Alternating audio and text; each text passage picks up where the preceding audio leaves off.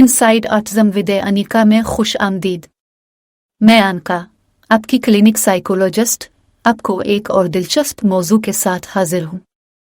आज मैं आपको घर और दफ्तर में दबाव और फिक्र कम करने के लिए मशक़ें बताऊंगी। ये मशक़ें आपकी ज़हनी और जिस्मानी सेहत को बेहतर बनाने में मदद फराहम करेंगी। औरतों में स्ट्रेस, टेंशन और ज़हनी तनाव की शरह क्या है और उसके असबाब क्या हैं, ख़ास तौर पर घरेलू ख़वातीन और नौकरी पेशा ख़वातीन ने। ये मौजू हमारे मुआशरती सियाक़ व सबाक़ में अहमियत रखता है। इस वीडियो में हम इस पेचीदा मसले पर गौर करेंगे जहां औरतों को घरेलू जिम्मेदारियों और माहौलियाती दबाव के साथ साथ नौकरी की दबाव भी होती है। आइए हम मिलकर इस मौजू पर गौर करें और मुमकिना हल तलाश करें।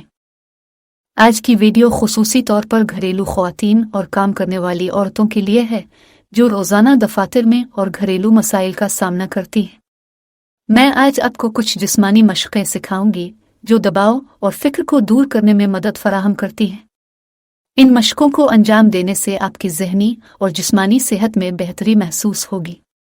आइए अब शुरू करें और उन मशक़ों को सीखें जो दबाव और फ़िक्र को कम करने में आपकी मदद। गहरे सांस लेने की एक एक्सरसाइज। एक महफूज और आरामदेह जगह बैठ जाएं। आंखें बंद करें और अपनी दिमाग को रिलैक्स करें। नाक के जरिए अंदर सांस लें और 4 तक गिनती करें। 4 तक की गिनती के दौरान सांस बंद रखें, मुंह को धीमे और आहिस्ता से बाहर करते हुए 4 तक की गिनती करें। इस अमल को चंद बार दोहराएं, अपनी सांस के रहनुमा के तवज्जो दें।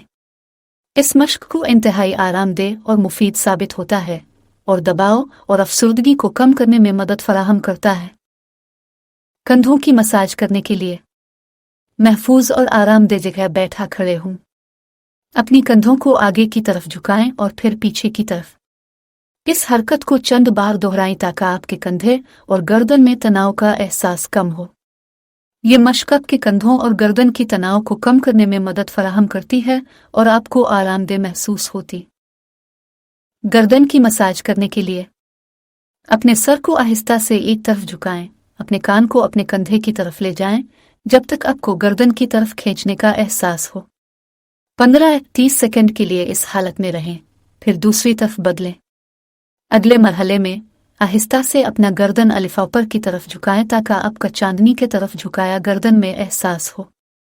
15-30 सेकंड के लिए इस हालत में रहें, फिर आहिस्ता से अपना सर वापस करें और आसमान की तरफ देखें। ये मश्क आपकी गर्दन की तनाव को कम करती है और आपको आरामदेह महसूस होती है।